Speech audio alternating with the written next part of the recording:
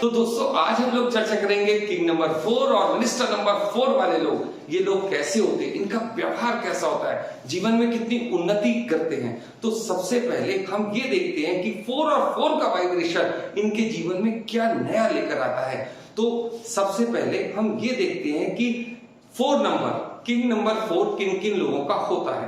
तो जिन लोगों का जन्म महीने की 4 तारीख, 13 तारीख, 22 तारीख और 31 तारीख को हुआ होता है, उन सभी का किंग नंबर निकल कर आता है 4। अब हम मिनिस्टर नंबर 4 की यहाँ चर्चा कर रहे हैं, तो उसके लिए हम एक डेट ऑफ बर्थ लेते हैं और डेट ऑफ बर्थ क्या है 22/4/1724।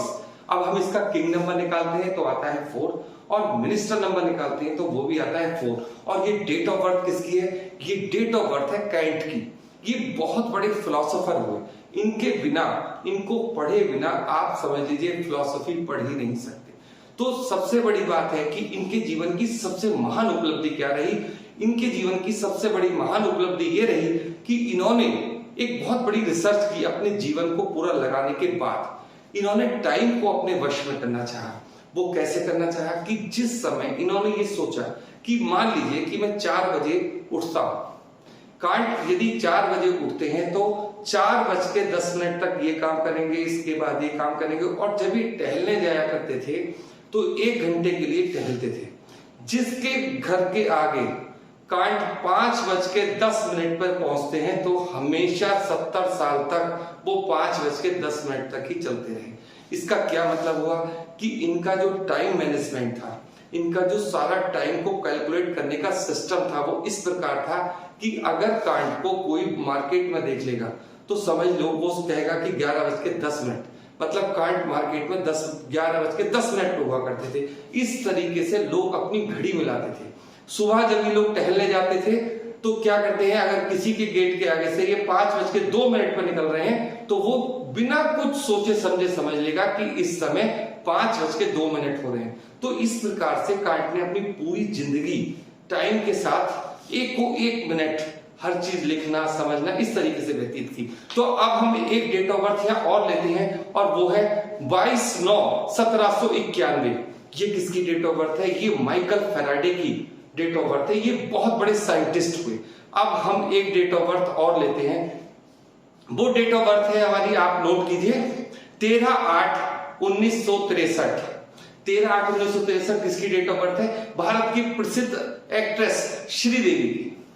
तो इस तरीके से हम देखते हैं कि जब हम इसका किंग नंबर निकालते हैं तो आता है 4 और मिनिस्टर नंबर निकालते हैं तो आता है 4। तो ये सभी लोग 4 और 4 के वाइब्रेशन को लिए हुए हैं। एक डेट ऑफ बर्थ हम और लेते हैं एग्जांपल के लिए, 13/7/1992। वो दिशा पाटनी की है। आप इसका किंग नंबर निकालिए और मिनिस्टर नंबर निकालिए, 4 और 4 ही आएगा। तो दोस्तों मैं आपका दोस्त मनोज कुमार मिश्रा, एक फिलोसोफर और एस्ट्रोलॉजर। आज मैं आपसे चर्चा करने आया हूं 4 और 4 के वाइब्रेशन के बारे में। तो सबसे पहले हम ये देखते हैं कि 4 नंबर किसका होता है। 4 नंबर होता है राहु का। तो जिस प्रकार से राहु किस चीज का मालिक है? विचारों का मालिक है। राहु केवल सिर है, उसके पास धड़ नहीं है। तो केवल चारों तरफ को चलता रहता है, इधर चला, हर तरफ चलता रहेगा, उसका गोल सिर घूमता रहेगा। इस तरीके से इनके विचार होते हैं हर तरफ। अब इसको राय देने वाला इसका मिनिस्टर कौन है? उधर साइड भी राहु है। तो यहां पर कॉम्बिनेशन क्या हो गया? डबल राहु का। अब ये डबल, जहां भी नंबर डबल होते हैं उनका आप सीधा सीधा मतलब नहीं निकाल सकते। मतलब कहने का ये होता है कि इनके जीवन में इतना उथल पुथल होता है कि ये राहु वाले जो लोग होते हैं केवल विचार सोचते रहते हैं। अगर आप देखेंगे इनके जीवन को तो इनके जीवन में किसी एक ऐसी चीज की जरूर कमी होगी, जैसे मान लीजिए हेल्थ खराब है, या इनके पास, किसी के पास पैसा नहीं है, किसी के पास गाड़ी नहीं है, किसी, मतलब कोई ना कोई ऐसा सुख जरूर होगा इनके पास छूटा हुआ है इनकी जिंदगी में, जिनको ये हमेशा ये सोचते रहेंगे कि मेरे पास ये चीज नहीं है। तो इस तरीके से जीवन में कोई ना कोई अभाव इनके बना रहता है। लेकिन अगर हम ये देखते हैं कि ये लोग ओवरऑल कैसे होते हैं, तो देखिए जहां पर राजा की सीट पर भी राहु बैठा है और मिनिस्टर की सीट पर भी राहु बैठा है, तो इस तरीके के लोगों को बहुत सोच समझकर ये नंबर मिला होता है। मतलब देखिए किसी भी तरीके, अगर आप ये सोचते हो कि कोई नंबर बहुत अच्छा होता है या बहुत बुरा होता है, तो मैं इस बात को बिल्कुल नहीं मानता। देखिए, जब इनके जीवन में संघर्ष ज्यादा होता है, बिल्कुल मैंने मान लिया, लेकिन जब ये लोग किसी एक विचारधारा पर वर्क करना शुरू करते हैं तो इनको कोई हरा नहीं सकता। तो इसलिए इनकी सबसे बड़ी दिक्कत क्या है कि किसी एक जगह टिक कर नहीं बैठते। जैसे राहु क्या है, विचार आज यहां चले जाओ, आज वहां चले जाओ, इस तरीके के भाव विचार इनके दिमाग में चलते रहते हैं। तो जब इस तरीके का व्यक्ति होगा तो क्या होगा कि वो अपने किसी भी काम पर फोकस नहीं कर पाएगा। इनकी सबसे बड़ी प्रॉब्लम क्या है कि ये किसी काम पर टिक कर काम नहीं करते। कभी थोड़ा सा ये काम कर लिया, थोड़ा सा वो काम कर लिया, इस तरीके से। लेकिन जिस दिन इन्होंने अपने जीवन में कोई टारगेट बना लिया कि मुझे इस काम को करना ही करना है, और दोस्तों देखिए, जब तक आप अपने जीवन में कोई लक्ष्य निर्धारित नहीं करते तब तक काम वैसे भी नहीं होता। तो सबसे बड़ी बात है, ये लोग अगर अपने लक्ष्य को निर्धारित कर लें तो ये सबसे जल्दी सफलता प्राप्त करते हैं। कारण क्या है, वहां है राहु, और राहु हर काम में इतनी स्पीड से वर्क करता है कि आप सोच नहीं सकते। तो अब मैं आपसे बात करूंगा उन लोगों के विषय में कि ये सब्जेक्ट इनको कौन सा लेना चाहिए, आर्ट्स साइड में जाएं, कॉमर्स में जाएं या साइंस साइड में जाएं। तो देखिए, साइंस में ये लोग बहुत तेज होते हैं। अगर ये आर्ट्स साइड में जाते हैं तो अभिनय वगैरह में भी ये बहुत इनको इंटरेस्ट आता है, बहुत आगे बढ़ते हैं।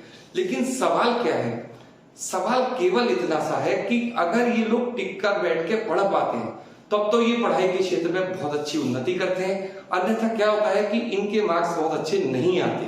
अब जब तक इनको अपनी इस ऊर्जा का पता चलता है तब तक ये लोग क्या होते हैं, क्लास में काफी पीछे रहने वाले लोग हो जाते हैं। तो क्या होता है, बाद में सोचते हैं कि अरे भाई हमने पढ़ाई अच्छे से नहीं करी।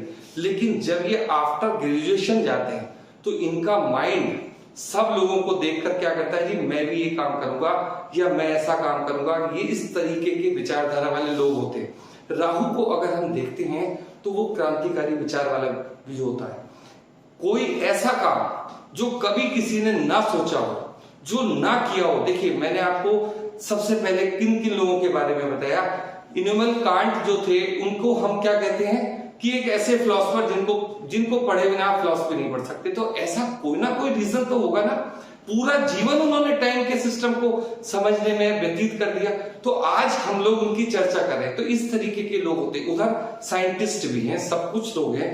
तो यहां पर राहु, सबसे पहले आप ये समझ लीजिए, किसी भी चीज को करने से पहले जब तक ये अपना टारगेट निश्चित नहीं करेंगे तब तक ये उसको अचीव नहीं कर सकते। अगर कोई सामान्य बच्चा 5 घंटे में पढ़ के अच्छे नंबर ला सकता है तो इनको 12 से 13 स्टडी करनी पड़ेगी। जब तक ये नहीं सोचेंगे कि मुझे हार्ड वर्क करना है तब तक इनका माइंड इनका साथ नहीं देगा। तो इस तरीके की वाइब्रेशन को ये लोग लिए हुए होते हैं। अगर मैं यहाँ राहु और राहु की बार बार आपसे बात कर रहा हूं तो मुझे एक देवता का नाम आ रहा है, खाटू श्याम जी। देखिए, खाटू श्याम जी ने अपनी पूरी जिंदगी में क्या काम किया कि 3 बाण वाली तपस्या की। 3 बाण थे उनके पास, वो कभी किसी से हार नहीं सकते थे। तो जब उनकी गर्दन को श्री कृष्ण जी ने धड़ से अलग किया तो सारी महाभारत उन्होंने देखी। तो ये है राहु। आप अगर उसके स्वरूप को समझना चाहें तो हम ये भी देख सकते हैं कि अगर देखिए, केवल गर्दन ही गर्दन थी, सिर था। 18 के 18 दिन उन्होंने युद्ध का पूरा विश्लेषण करा। और बाद में क्या हुआ, सारे पांडव कह रहे थे मेरी वजह से युद्ध जीते, मेरी वजह से युद्ध जीते। उसने क्या, कोई नहीं जीता। सिर्फ इस युद्ध को किसने देखा है, खाटू श्याम जी ने, मतलब बर्बरीक उनका नाम था, बर्बरीक ने देखा है। चलो उनसे जाके पूछते। तो बर्बरीक ने सारे पांडवों का अहंकार चूर चूर कर दिया कि भैया यहाँ तो केवल कृष्ण ने ही युद्ध आपको जिताया, आप तो इस योग्य नहीं थे। तो इस प्रकार से ये लोग बिल्कुल साइलेंटली रहते हैं और अपना वर्क करते रहते हैं। अब इन लोगों का मैंने जो आपको एग्जाम्पल दिया है, आज की डेट में उनको वरदान प्राप्त हुआ कि क्या है कि आप कृष्ण के नाम से जाने जाओगे और लोगों का उद्धार करेंगे। तो जब भी कभी जीवन में संघर्ष का माहौल आए तो इनको खाटू श्याम जी का ध्यान करना चाहिए। मैं आपसे कभी नहीं कहूंगा कि मंदिर के चक्कर लगाइए, उधर जाइए, उधर। अगर आपके पास टाइम नहीं है, आप मंदिर नहीं जा सकते बाय द वे, तो आप उनका ध्यान कर सकते हैं। आप गणेश जी का ध्यान कर सकते हैं। और जब भी कभी आपको ये समय मिले कि हाँ चलो आज मुझे मंदिर जाना है या कुछ, तो आप जाइए। लेकिन आप जिस तरीके से राहु वालों का व्यवहार होता है ना कि हर चीज को टालना, अरे वो तो मंदिर बहुत दूर है, कौन जाएगा, ये वो। तो ये वाला नेचर इनको पीछे की तरफ ले जाता है। तो इनका क्या है कि आप वहीं बैठ जाओ और खाटू श्याम जी का थोड़ी सी देर को ध्यान कर लो। इसके अलावा मैं जो आपसे बात कहने जा रहा हूं, देखिए जब 4 और 4 का वाइब्रेशन आता है तो उसमें डायरेक्ट राहु इन्वॉल्व होते हैं। तो ऐसे लोगों को 8 नंबर वालों से दूरी बना के रखनी चाहिए। अब इनका जो अच्छा नंबर है वो कौन सा है? इनका अच्छा नंबर होगा 5। अपने जीवन में 5 नंबर को लेकर आए, अपने जीवन में ये 3 नंबर को लेकर आए, गुरु की भूमिका आ जाएगी। अपने जीवन में 1 नंबर को लेकर आए, अच्छा माना जाएगा। लेकिन कभी भी ये 8 नंबर वालों को अपनी लाइफ में ना लेके आए, क्योंकि उसका रीजन है 4 और 4 जब दोनों के वाइब्रेशन है तो उसमें 8 वाला जो एनर्जी वाले लोग हैं उनसे इन लोगों का बिल्कुल मेल नहीं खाता। अब बात करते हैं इनके स्पाउस के बारे में। देखिए अगर वो 5 नंबर से आती है, अगर वो 3 नंबर से आती है या 1 नंबर से आती है तो इनका जीवन यापन बढ़िया रहता है। और जब दोनों जगह 4 और 4 हो जाता है तो जीवन में जो शादी के बाद वाला पीरियड होता है तो वो अक्सर देखा गया है लड़ाई झगड़े वाला ही रहता है। अब बात करते हैं इनके लव एंड रोमांस के फील्ड के बारे में कि वो कैसा है। तो देखिए केवल राहु और राहु का वाला जो सिस्टम है, हर समय तिगड़म लगाते रहेंगे, हर समय ये सोचते रहेंगे कि दूसरा मेरे बारे में सोचे, मैं इसको कैसे बात करूं, क्या करूं। तो ये इनका क्षेत्र है जी, पूरा भाग्य अजमाएंगे अपना, इसमें कोई इसमें टेंशन वाली बात नहीं। अब बात करेंगे आपसे वो कलर्स कौन कौन से होते हैं। तो सबसे पहले तो आपको ये नोट कर लेना है कि जब हमारे पास दोनों एनर्जी राहु की है तो अब हमें किसी भी प्रकार से अपने कपड़ों के द्वारा राहु की एनर्जी को अब एक्टिवेट नहीं करना। जहां डबल एनर्जी हो जाती है तो सबसे पहला टिप क्या है कि एक तो हमारे पास पहले से सिर है, तो फिर क्या होगा, उसकी एनर्जी को डाउन करो। मतलब आप कभी भी ब्लू कलर और ब्लैक कलर के कपड़े जिंदगी में कभी भी ना पहने, कुछ भी कोई और पहने ना पहने, लेकिन आप अपने पास गांठ बांध कर रख लो कि आपको ब्लू कलर और आपका ये जो ब्लैक कलर है सिर्फ इसको बिल्कुल अवॉइड करना है। इसके अलावा जो आप चाहो कलर, देखिए ग्रीन कलर आपके लिए बहुत अच्छा है, मैंने आपको बताया। और बहुत से कलर हैं, लाइट कलर आप कोई सा भी यूज कर सकते हो, लेकिन इन 2 कलर से आप यूज नहीं करोगे तो भाई आपके लिए बहुत अच्छा रहेगा। अब मेन आती है ऐसे कौन से टिप है। देखिए पूरी जिंदगी जब राहु और राहु के वाइब्रेशन में आदमी रहता है तो वो एक प्रकार की नेगेटिव एनर्जी में जीवन यापन करता है। तो नेगेटिव एनर्जी को पॉजिटिव में कन्वर्ट करने के लिए आपको क्या करना है, आपको मेडिटेशन ही करना है। मेडिटेशन में 3 या 4 प्रकार की बातचीत होती है। देखिए अगर आपको ज्योतिषीय उपाय चाहिए तो सबसे पहले क्या करो जी, सूर्य नारायण को अपने जीवन में लेकर आओ या गुरु को अपने जीवन में लेकर आओ, उनका पूजन करो, मतलब सूर्य भगवान जी को जल दो। लेकिन अगर आप यहां ये देखते हो कि ये केवल सिर है, मतलब हमें जो सबसे इंस्टेंट एनर्जी मिलेगी वो मेडिटेशन से ही मिलेगी, तो हमें सूर्य भगवान का भी ध्यान करना चाहिए। 2 चीज मैंने आपको बताई, खाटू श्याम जी का ध्यान कीजिए, गणेश जी का ध्यान कीजिए या फिर सूर्य नारायण जी का भी ध्यान कीजिए। जिसका भी आप करना चाहो उसका करो, ये आपको आपके जीवन में सफलता दिलाएगा, नेगेटिव एनर्जी को कम करेगा। 4 और 4 का वाइब्रेशन बहुत नेगेटिव होता है। और अगर आप ये चाहते हो कि आपके जीवन में कुछ ऐसी अच्छाइयां भी घटित हो कि जिनसे आप अपने ऊपर फक्र कर सको, तो आप मेरे से एक बार जरूर संपर्क कीजिए, क्योंकि 4 और 4 की नेगेटिव एनर्जी के लिए सबसे बड़ा जरूरी है कि नाम की स्पेलिंग वगैरह भी उसकी अच्छी होनी चाहिए, बढ़िया होनी चाहिए।